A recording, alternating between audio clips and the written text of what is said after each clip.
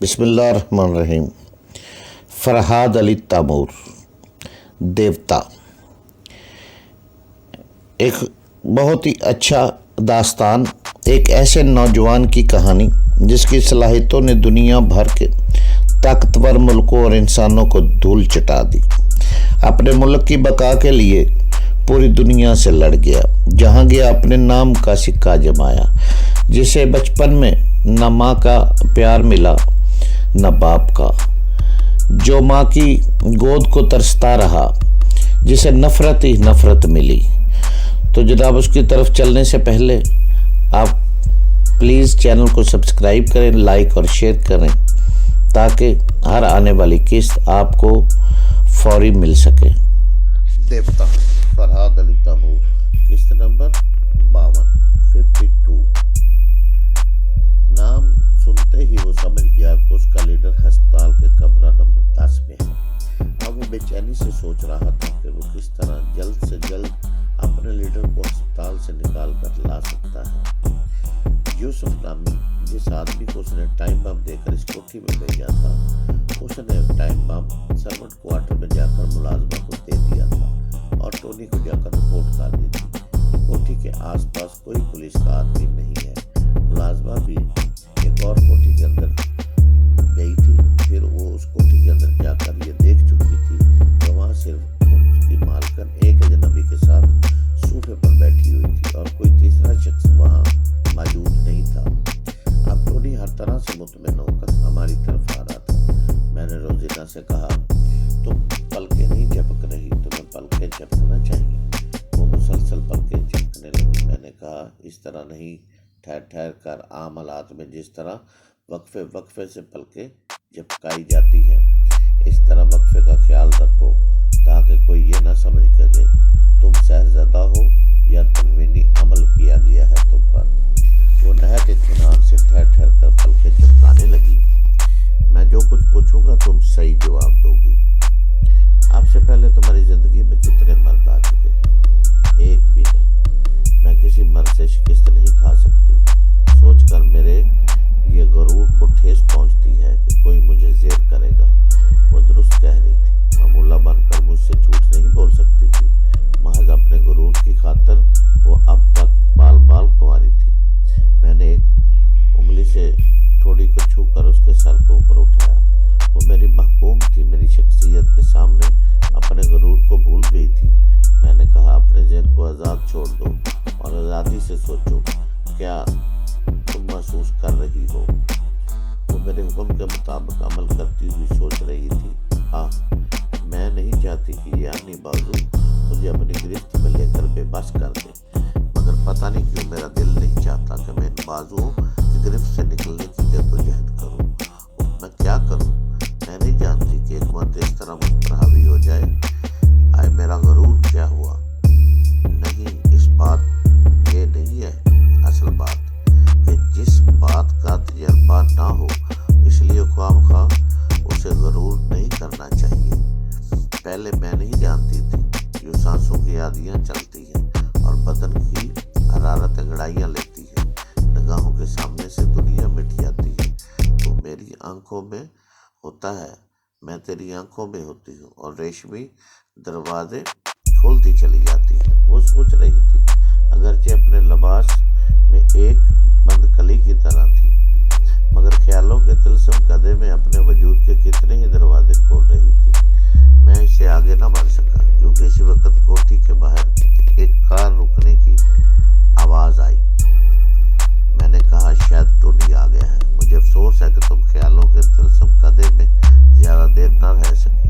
کوئی بات نہیں، ان لوگوں سے نمٹ کر میں تمہیں پھر اسی جہان کی سیر کراؤں گا۔ میری بات ختم ہوتے ہی وہ شخص دو تھے ڈرائنگ روم میں داخل ہوئے۔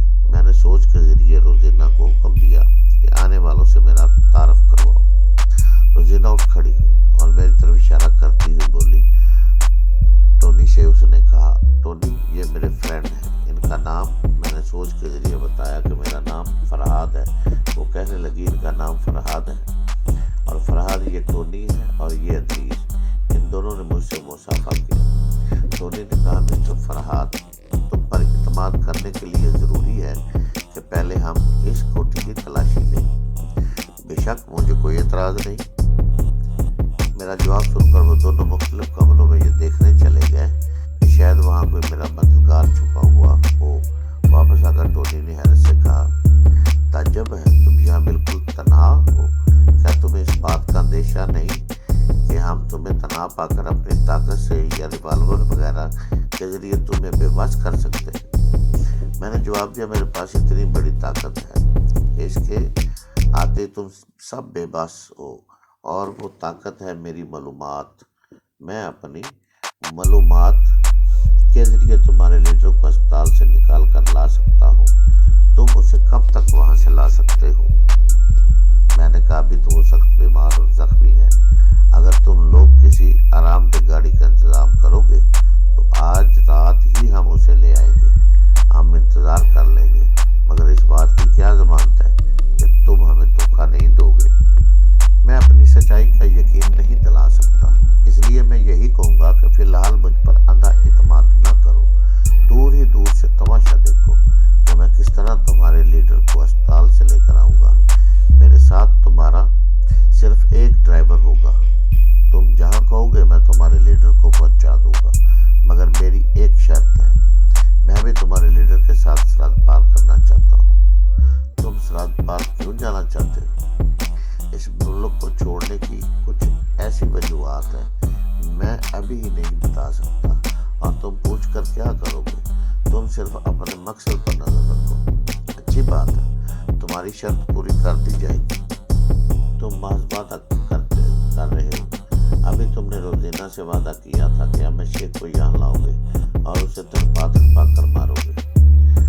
हम अभी अपना वादा पूरा कर सकते हैं, लेकिन अहमद शेख को यहाँ जीते दी जाएगी तो वो चीखेगा, चलाएगा। उसकी चीखों पुकार सुनकर महल्ले वाला जमा हो जाएंगे। इस तरह हम कानूनी गिरफ्त में आ जाएंगे।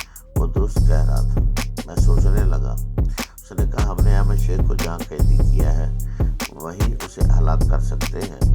हम कैसे यकीन करें कि तुम सचमुच उसे हलाक करोगे?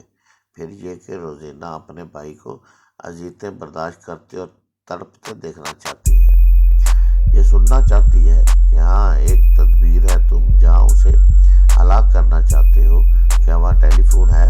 हाँ टेलीफोन है, मगर इससे क्या होगा? मैंने जवाब दिया, इस टेलीफोन के जरिए रोजीना अपने भाई की चीखें सुन सकती है। तुम वहाँ पहुँचकर इस फ़ोन नंबर पर रिंग करो। यहाँ रोजीना रिसीवर उठाएगी। इस वक्त तुम अहमद शेख की हजामत शुरू कर देना। टोनी ने कुछ हैरानी और कुछ बेजारी से पूछा, मेरी समझ में नहीं आता कि रोजीना ऐसा क्यों चाहती है। क्यों रोजीना, तुम खामोश क्यों हो? मैं फौरन रोजीना के दिमाग में बोलने लगा। वो जुबान से वो बातें कहने लगी। भाईजान को तड़प कर मरते देखकर मुझे सुकून मिलेगा। अगर ये नज़ारा न देख सकी तो कोई बात नहीं, कम अज़ कम इनकी आखिरी चीखें तो सुन सकूंगी। वैसे तुम इस सिलसिले में बहस क्यों करते हो? फरार के मशवरे के मुताबिक तुम सिर्फ अपने मकसद पर यकीन रखो। अच्छी बात है, टोनी ने अदरीस के साथ बहर जाते हुए कहा। मैं अभी तुम्हारे भाई को पास पहुँच कर तुम्हें कॉल करूँगा। वो दोनों बाहर चले गए। मैंने कहा, आओ अब हमको आपको हमें चले। मैंने एक हाथ में टेलीफोन उठा लिया। फिर हम जवानी के नशे में डगमगाते हुए ख्वाबगाह पे आ गए। वो बिस्तर के सिरे पर बैठ गई। मैं टेलीफोन को चलाने की मेज़ पर रख कर लेट गया। इसके बाद टोनी के ख्यालात पड़ने लगा। रोजीना से पहले ज़रूरी था मैं दुश्मनों को भी देखता रहूं और उनकी खबर रखूं और इनकी हरकतों को समझता रहूं। फिर यह भी ज़रूरी था कि मैं इस अड्डे से वाकिफ़ हो जाता जहां अहमद शेख को छुपा कर रखा गया था। इस वक्त टोनी अदरीस से कह रहा था, तुम्हारा क्या ख्याल है? क्या हमें फराद पर भरोसा करना चाहिए? अदरीस ने जवाब दिया, फराद ने अस्पताल तक सही रहनुमाई की है, इसलिए मैं सोचता हूँ कि किसी हद तक इस पर भरोसा करना चाहिए। लीडर को अस्पताल से लाते वक्त हम फराद के साथ नहीं रहेंगे। इससे कहा जाएगा कि वो फलां जगह लीडर को पहुँचा दे। इस वक्त तक हम उसकी निगरानी करते रहेंगे। जब यकीन हो जाएगा कि वो बिल्कुल तनहा है, पुलिस वाले उसके साथ नहीं हैं اور وہ ہمیں دھوکہ نہیں دے رہا تو پھر ہم اس سے سرحد پار کرنے کے صحیح مقام تک لے جائیں گے۔ یہی میں سوچ رہا ہوں۔ اب احمد شیخ کا مسئلہ رہ گیا ہے۔ ہم لیڈر کی اجازت کے بغیر احمد شیخ کو ہلاک نہیں کر سکیں گے۔ میں جانتا ہوں احمد شیخ اتنے کام کا آدمی ہے کہ لیڈر اس سے ناراض ہونے کے باوجود ہلاک کرنے کی اجازت نہیں دے گا۔ پھر کیا ہوگا؟ روزینہ کی شرط کیسے پوری ہوگی؟